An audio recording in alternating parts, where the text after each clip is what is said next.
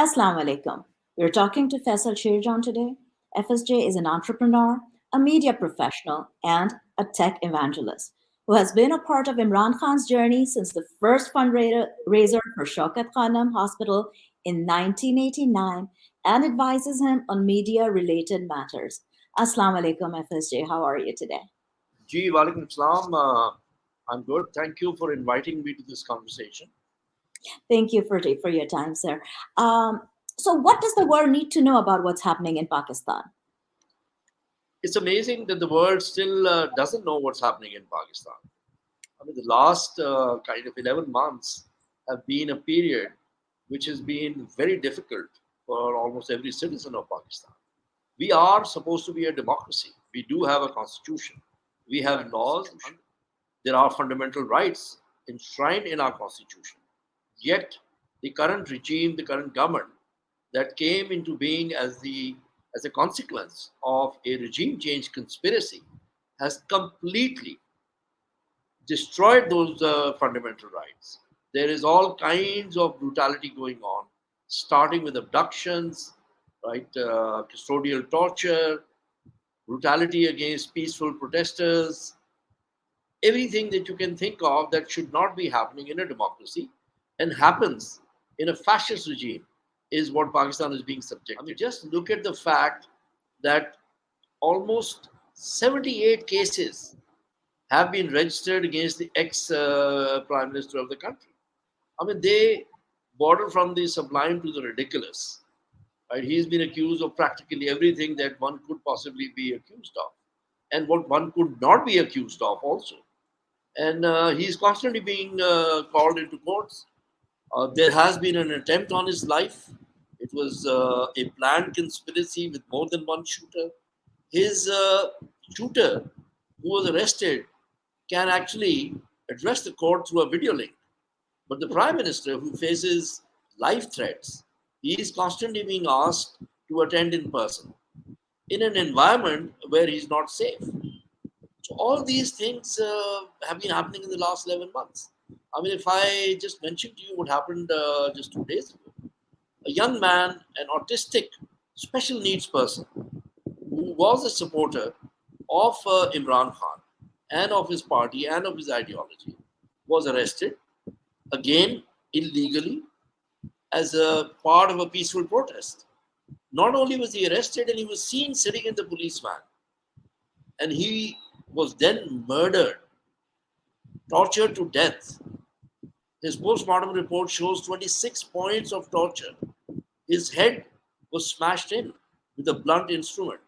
His spleen, his liver, his ankles, his wrists, his shoulders, his face had 6 marks of torture. When all this is happening in a country that is supposed to have a democracy, all we've been asking for, all the people have been asking for, is free and fair elections. That people must decide who should uh, who should be in government. It's not difficult to understand. And Western democracies, surprisingly, seem to be totally apathetic towards it. Where are those values that they espouse? Where are the values that they want the world to live by? And they have demonstrated, they have actually invaded countries in pursuit of democracy. Right? So we need to bring it to the fore where people understand what's happening. People in the US, citizens must know what their administration is supporting. And it's very unfortunate that they are supporting this regime that has brutalized its own people. And it's being done with the support of what is the most powerful institution in the country, the army, and their intelligence agencies. All this must be known. In fact, I would say it is known, but it is being totally ignored. This is what we need people to bring out to their representatives in the US. They must write to them. They must tell them what's happening. There is tons of information. There is tons of material of the 25th of May last year when peaceful protesters were, brutalized, where they were tear gassed, where they were beaten up with battle charges, where one young man again lost his life because he was tossed by the police from a bridge in Lahore. All this evidence is there. All this evidence should be shared with representatives of the public in the US, in Canada, in the UK, across European mainland, so people know what's happening. Uh, one would argue that these are our internal matters, our internal politics. Why then should the international community be concerned about this? It is, in a manner of speaking, definitely an internal matter, but it doesn't remain internal. When there is support for this regime, when this regime is being propped up, and we know that at least the US has a lot of interest, strategic interest in Pakistan. We also know that they have influence on the institutions that matter. There is a lot of, let's say, policy alignment that is done with these institutions. And the US has to have and must take responsibility that the support that they're giving to this particular regime and to the institutions that are propping up this regime is making it absolutely impossible for citizens of Pakistan to live in a democratic environment, to have protection of their fundamental rights, which is enshrined in the Constitution. I mean, just take Article 14 of the Pakistan Constitution. The dignity of man, it is the most powerful fundamental right. Yet, people are being abducted, they are being subjected to custodial torture. The 75-year-old senator, he's abducted and he's arrested for just one single tweet against the army chief, the ex army chief. One tweet, and he was arrested on trumped up charges, and not just that, he was then subjected to torture. A 75-year-old man was stripped of his clothing. He was then beaten up. How can that be acceptable? Similarly, we have the instance of a university professor, Shabazz Gill, who incidentally was teaching in Illinois University in Urbana. He came to Pakistan because he felt that he could make a difference. He too was abducted. Later on, it was shown as an arrest. He too was subjected to torture. He too was stripped of his clothing. He was brutalized. He was subjected to the worst kind of torture that any human being possibly could be. Even today, he's traumatized. It's been months, but he has not been able to recover from it psychologically.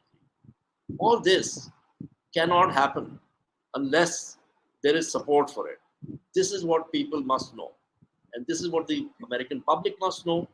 Uh, we want everybody in the Western world to know, because you espouse and you talk about democracy, you talk about values of humanity, of human rights, then how is it that you can stand by and not condemn? And how is it that you can stand by and not intervene like you normally do? I mean, what interest does the US today have in this region of the world? What military interest could it possibly have? I mean, there is this whole misconceived, misdirected notion that Imran Khan, for some reason, is anti US. He isn't. He is pro Pakistan.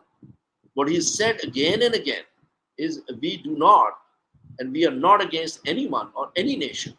But as the Prime Minister of Pakistan, my job was to protect the interests of my people. And that is why that famous interview in June 21, where he was asked whether he would allow CIA to have bases in Pakistan, and he said absolutely not. What was possibly wrong with that answer? You were asked a straight question and you give a straight answer. Nobody's bothered to have looked into it and said, what did this really mean? He said it repeatedly that we wish to have good relations with the US. The US is our biggest trading partner. We have a huge number of Pakistani origin people who live in the US, who are US citizens also. Right? So all these factors must be considered. You can't choose and say, I will intervene now and I won't intervene then. Right? So we know that the regime change, the vote of no confidence was being supported, right? And there is enough evidence of that. There is that famous cipher that Ambassador Asad Majid sent to the Foreign Office, which is a consequence of his conversation with the Under Secretary of State, Donald Lu. And that conversation was an official meeting. It was minuted. I'm sure the minutes also exist in the State Department of what was exchanged there. We can go over it again and again. How was that allowable or doable? And how is it that today, when there is this fascist regime functioning in Pakistan, where fundamental rights have been completely abrogated, suspended, I mean, even the courts are not functional. So we do expect that this regime that is currently imposed on Pakistan as part of that conspiracy should not be supported. The institutions in Pakistan that are propping up this regime must not be supported. There's a lot of engagement on a lot of matters. There's a lot of discussion on what can and what cannot happen in Afghanistan. But why is it that the US administration does not take an interest in the interest of the people of Pakistan? Thank you so much. So now, having said that, what are our expectations from the international community? How can they help Pakistan? The international community has a responsibility. Pakistan is not a small country. Pakistan is a nation of 220 plus million people. Pakistan is a nuclear armed state. You cannot afford strife. You cannot afford civil unrest. You cannot afford a breakdown, a meltdown of complete law and order in this country. It is not in your interest. You cannot simply sit by and ignore what is happening because it is heading in that direction. There is going to be civil strife if there are no elections. Elections are the only way that Pakistan can right itself, both economically as well as in terms of its fundamental functioning. Without elections, without free and fair elections, there cannot be a solution to what has happened in the past 12 months. That is why we expect the international community to play a role. We expect citizens of the international community, especially those of Pakistani origin, to write to their representatives, to write to their government, and point out what is happening in Pakistan. Thank you. So those were all my questions. Thank you so much for your time, FSJ.